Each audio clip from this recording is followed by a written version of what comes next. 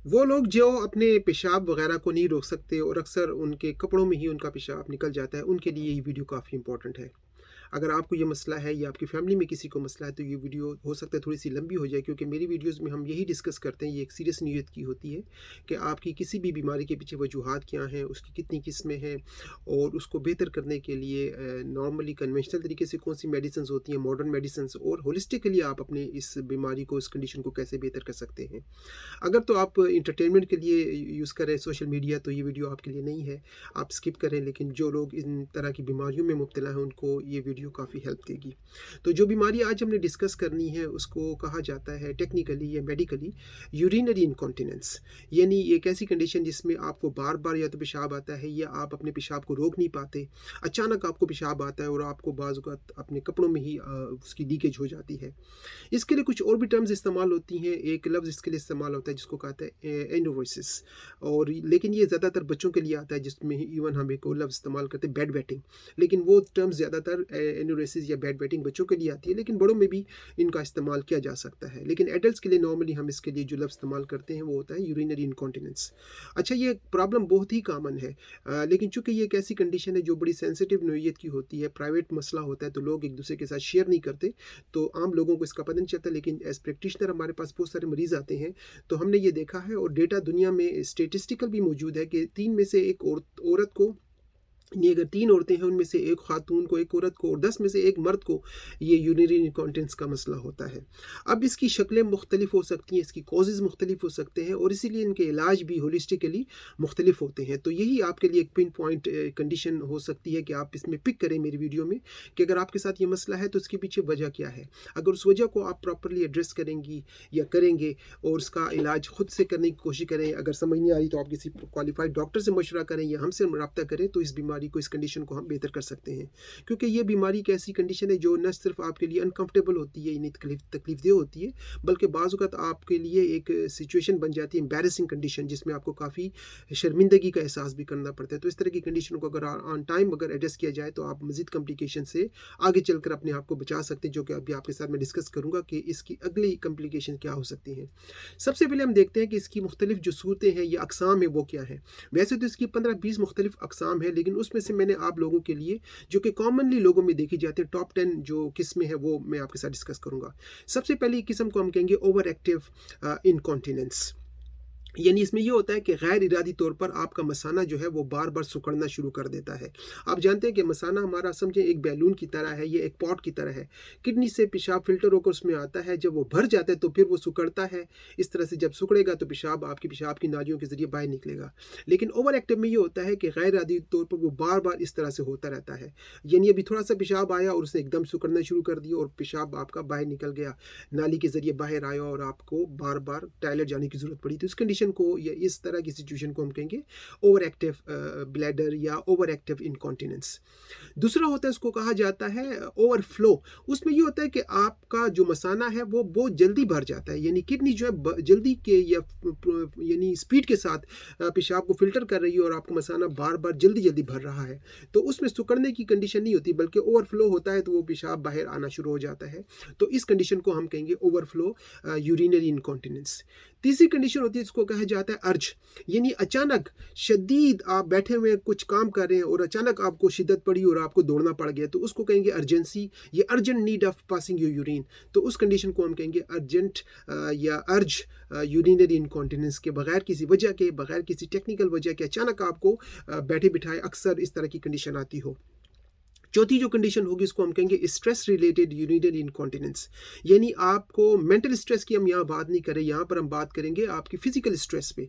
यानी कभी कभी आपने देखा होगा, कुछ लोग ये कहते हुए आपने सुना होगा, जो कहते हैं कि जब वो खांसते हैं या हंसते हैं या छींक मारते हैं, स्नीजिंग करते हैं या कोई वजन उठाते हैं, तो उनका पेशाब निकल जाता है। यानी फिजिकली स्ट्रेन आपके जिस्म पर पड़ा, स्ट्रेस हुई और आपका पेशाब निकल गया। तो ये इसमें एक चौथी किस्म होगी। अगली किस्म का नाम हम कहेंगे, उसको कहेंगे हम फंक्शनल डिसऑर्डर। उसमें ये होता है कि आपको फिज़िकली कोई ऐसी बीमारी होती है जिस वजह से आप ऑन टाइम जल्दी से अब टॉयलेट तक नहीं जा पाते, यानी जाते-जाते रास्ते में ही आपका पेशाब निकल जाता है। बाज़ लोग ऐसे होते हैं जिनको बीमारियाँ ऐसी होती हैं कि वो बेड पे पड़े हुए हैं, या वो लोग जिनका मोटापा बहुत ज़्यादा है, वो लोग जिनको आर्थराइटिस की बीमारी है, तो चलना-फिरना, फिज़िकल उनके लिए मूवमेंट मुश्किल होता है, यानी उनको मोबिलिटी का इश्यू होता है। तो उनके अंदर अगर बार-बार पेशाब निकलता है, तो उसमें उनका कोई मसाना या यूरेटर का मसला नहीं है, बल्कि उनके अंदर कोई और सेकेंडरी कॉज़ है, फिज़िकल कंडीशन है, और जब तक उसको हम एड्रेस नहीं करेंगे, उनको ये मसला लगा रहेगा। तो उसको कहा जाएगा फंक्शनल यूरिनरी इनकॉन्टिनेंस। एक अगली कंडीशन होती है जिसको हम कहते हैं कंटिन्यूअस इनकॉन्टिनेंस। उसमें ये होता है कि मुस्तकिल लीकेज है, यानी बगैर ब्रेक के लगातार आपके कतरे जो ना आपके निकल रहे हैं, पेशाब आपका निकल रहा है, और उसमें ज़्यादातर होता है आपके अंदर कोई ढांचा या कोई स्ट्रक्चरल प्रॉब्लम। कुछ लोग ऐसी पैदाइश उनकी होती है जिसको हम कहते हैं कंजेनिटल डिसऑर्डर, या उनका कुछ नीचे स्ट्रक्चर इस तरह बना होता है, या कोई ऐसी फिजिकल चेंजेस आ जाती हैं कि वहाँ पर वो पेशाब रुक नहीं पाता।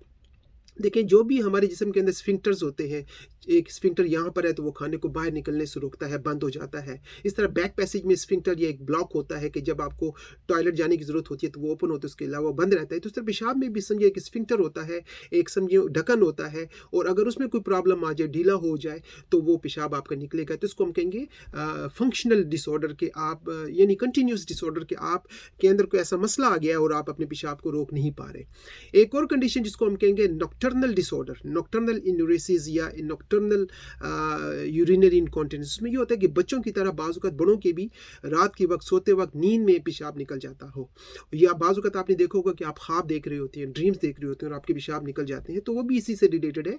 उसको कहेंगे नॉकटर्नल, यानी नींद में सोते हुए आपका पेशाब निकलना। अच्छा, एक और कंडीशन होती है, वो तब होती है जब आपको आपकी स्पाइन में या आपके हेड में कोई इंजरी हुई हो, यानी अगर आपको कोई ट्रॉमा हुआ है, फिजिकल इंजरी हुई है, उसके बाद ये कंडीशन आई है, तो उसको कहेंगे रिफ्लेक्स इनकॉन्टिनेंस, यानी आपको जो जिस्म में रिफ्लेक्स पॉइंट्स होते हैं जो कि आपके दिमाग से मैसेजेस लेकर आपके जिस्म के मुख्तलिफ हिस्सों तक जाते हैं, और उसके मुताबिक आपका जिस्म रिएक्ट करता है या रिस्पॉन्ड देता है। तो उसमें अगर कोई फिजिकल इंजरी हुई है, कोई आपकी नर्व डैमेज हो गई है, न्यूरोपैथीज हो गई हैं, तब भी आपको मसला होगा। उसको कहेंगे रिफ्लेक्स रिलेटेड इनकॉन्टिनेंस। अच्छा, एक और कंडीशन जो कि ज़्यादातर ख़वातीन में देखी जाती है, उसको कहेंगे हार्मोनल इनकॉन्टिनेंस, यानी जब लेडीज़ के जो हार्मोन्स होते हैं वो फ्लक्चुएट करते हैं, चेंज होते रहते हैं, या तो हर महीने में उनके कुछ दिनों में हार्मोन चेंज होते हैं, तो उन दिनों में लोगों ख़वातीन को मसला होता है। लेकिन ज़्यादातर ये मसला होता है जब वो प्रेग्नेंट होती हैं, प्रेगनेंसी में जब उनका फीटस बन रहा होता है, बेबी होता है, तो वो भी प्रेशर डालते हैं आपके मसाने के ऊपर, और वो अपने पेशाब को रोक नहीं पाती, और हार्मोन्स की चेंजेस भी होती हैं। इसके अलावा डिलीवरी के बाद उनके अंदर पोस्टपार्टम इनकॉन्टिनेंस का मसला होता है, यानी इतना उनको फिजिकल स्ट्रेन करना पड़ता है, जोर लगाना पड़ता है, उनके जो मसल्स हैं बाज़ को ढीले हो जाते हैं, तो पेशाब रोकने का मसला उनका प्रेगनेंसी के बाद काफ़ी ज़्यादा होता है। और मेनोपॉज़ के बाद तो ख़ासकर ख़वातीन को एक मुस्तकिल इस तरह की बीमारी या कंडीशन हो जाती है। तो ख़वातीन में ज़्यादातर ये मसला होता है हार्मोनल, और जब आप हार्मोन्स को बैलेंस करेंगे, या वो कंडीशन जो आपके पीछे चल रही है, चाहे पोस्ट प्रेगनेंसी है, पोस्टपार्टम है, उसको एड्रेस करेंगे तो कंडीशन बेहतर हो सकती है। सबसे आखिर में जो नंबर 10 होगी, उसको हम कहेंगे mixed incontinence, mix reasons incontinence या मिक्स कॉजेज इनकॉन्टिनेंस। उसमें मुख्तलिफ वजूहात हो सकती हैं, मिक्स वजूहात हो सकती हैं, और इस वजह से भी आप अपनी कंडीशन को या पेशाब को नहीं रोक पाते। तो नाज़रीन, ये तो कुछ थी वजूहात या कुछ शक्लें जिसमें आपकी जो पेशाब करने की प्रॉब्लम है वो बढ़ती रहती है।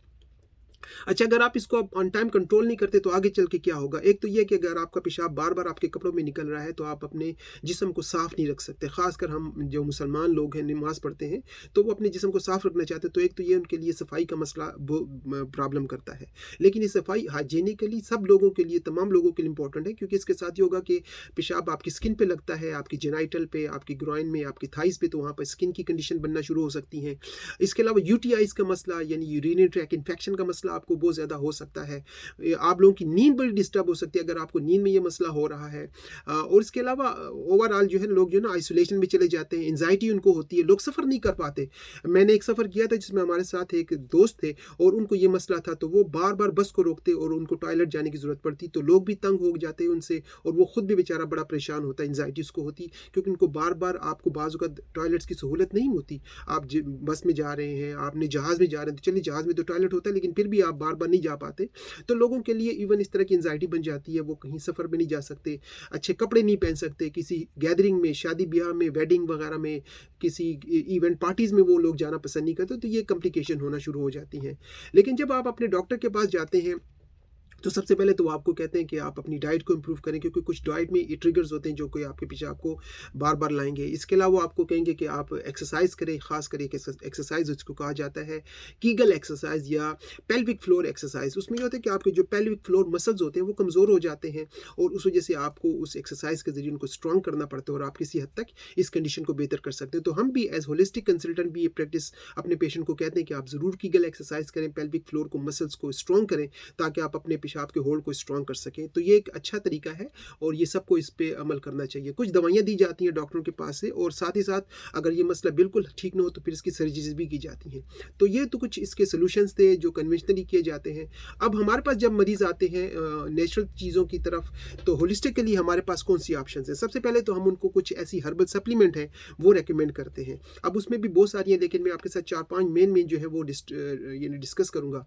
एक जो सबसे बड़ी हर्बल सप्लीमेंट है और वो एक बीज है जिसको कहा जाता है पंपकिन सीड या कद्दू के बीज। अगर वो इस्तेमाल करते हैं तो उसके साथ ये होता है कि बहुत सारी स्टडीज़ में देखा गया है कि आपका जो मसाने का अमल है या फ़ालियत है या उसकी कारकर्दगी है वो बेहतर हो सकती है और उसके साथ ये होगा कि आपकी अर्जिंग कम हो जाती है। तो आप कोशिश करें कि आप कद्दू के बीज का सप्लीमेंट या कद्दू के बीज जो है वो इस्तेमाल किया करें।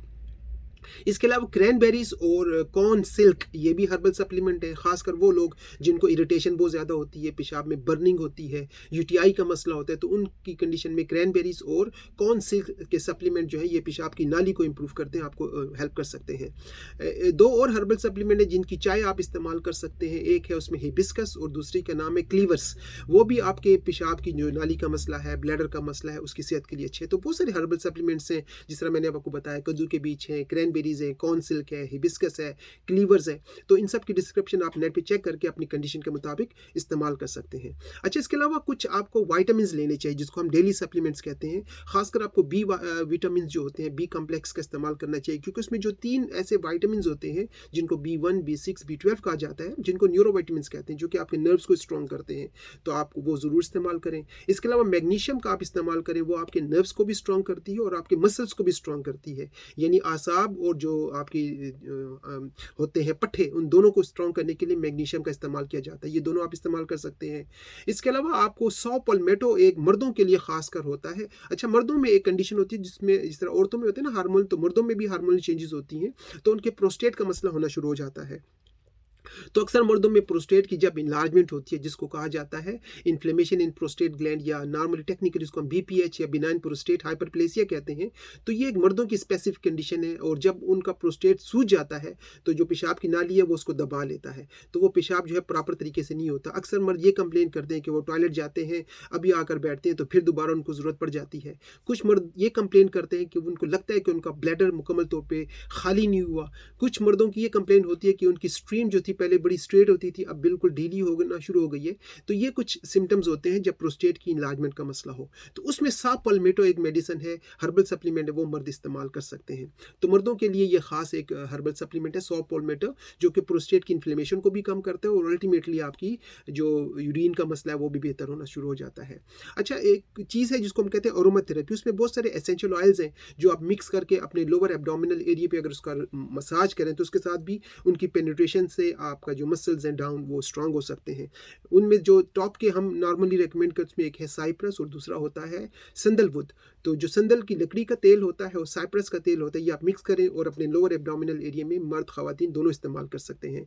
कीगल एक्सरसाइज आप ज़रूर करें और कुछ स्टडीज़ बताती हैं कि तकरीबन 3 महीने में अगर आप कीगल एक्सरसाइज करेंगे तो 60 to 70% इंप्रूवमेंट आपको हो सकती है।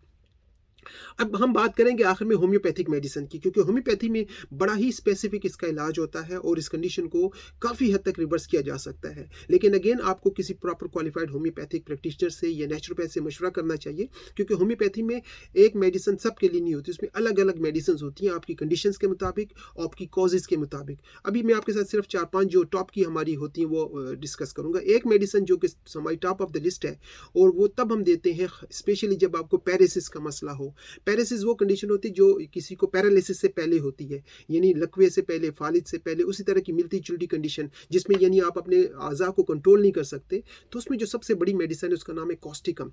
और इस तरह के लोगों में कॉस्टिकम जो मसल्स को भी नर्व्स को भी स्ट्रॉन्ग करती है। ऐसे लोगों को खांसते वक़्त, हँसते वक़्त या स्नीज़िंग करते वक़्त कतरे निकल जाते हैं, यानी उनका जो कंट्रोल होता है वो ख़त्म हो जाता है। आपने देखा होगा जिनको पैरालिसिस होती है, तो वो अपने बाजुओं को, अपनी टाँगों को, उनके कंट्रोल में वो चीज़ें नहीं रहती। तो कॉस्टिकम उस चीज़ को स्ट्रेंथ प्रोवाइड करती है। ख़वातीन की जब बात आती है, जब उनका स्ट्रेस बहुत ज़्यादा हो, उनके हार्मोन्स चेंज हो रहे हों, उनके ऊपर किसी किस्म का प्रेशर भी हो, तो जब हार्मोनल प्रॉब्लम होती है तो उसमें सीपिया की मेडिसिन उनकी हेल्प कर सकती है। अच्छा, वो मर्द जिनको प्रोस्टेट का मसला हो, ख़वातीन के लिए सीपिया थी, तो मर्दों के लिए सैबल सारुलाटा, जिनको हम सौ पॉलमेटो कहते हैं, हर्बल सप्लीमेंट में मर्द वो इस्तेमाल कर सकते हैं।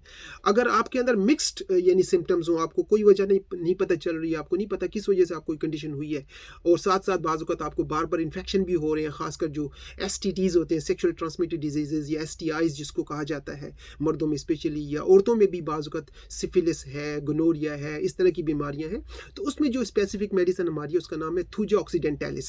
तो ये आप ज़रूर इस्तेमाल करें। इनमें ये भी देखा जाता है इस तरह के लोगों में कि वो कहते हैं कि उनका ब्लैडर मुकम्मल तौर पे एम्प्टी नहीं होता, अभी भी उसमें कुछ कतरे रह जाते हैं और उनको दोबारा जाना पड़ता है। तो ये थूजा मेडिसिन उसमें इस्तेमाल हो सकती है।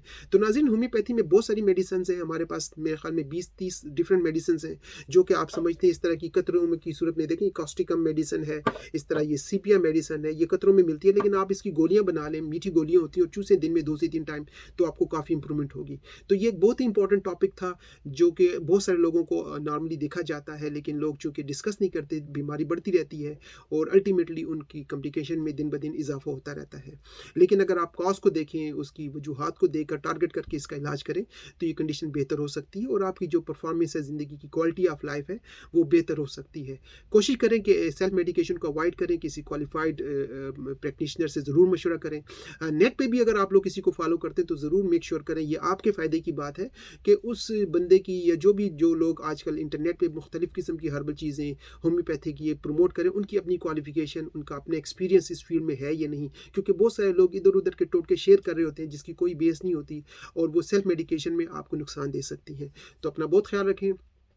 आपके साथ दोबारा किसी और मौजू पर बात होगी। अगर आपको मुझसे कंसल्टेशन चाहिए, कहीं भी दुनिया में आप रहते हैं, तो टेली कंसल्टेशन के ज़रिए रब्ता कर सकते हैं। अगर आप यूके में हैं तो मेरा क्लिनिक बर्मिंघम यूके में है, आप मुझसे इन पर्सन मुलाकात कर सकते हैं या वीडियो कॉलिंग के ज़रिए मशवरा करके अपनी दवाई या इलाज करके, मज़ीद स्पेसिफिक मेडिसिन भी इसमें बहुत ज़्यादा मौजूद है, आप ले सकते हैं। अपना बहुत ख्याल रखें। Take care.